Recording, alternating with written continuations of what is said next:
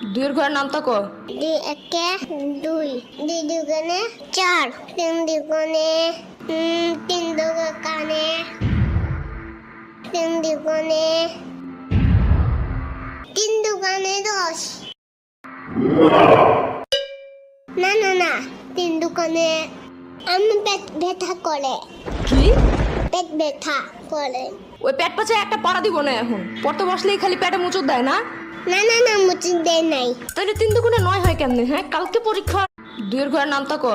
দুই একে দুই, দুই দুগুণে চার, তিন দুগুণে তিন দুগুণে তিন দুগুণে তিন দুগুণে 10। না না না, তিন দুগুণে আমি পেট ব্যথা করে। কি? পেট ব্যথা করে।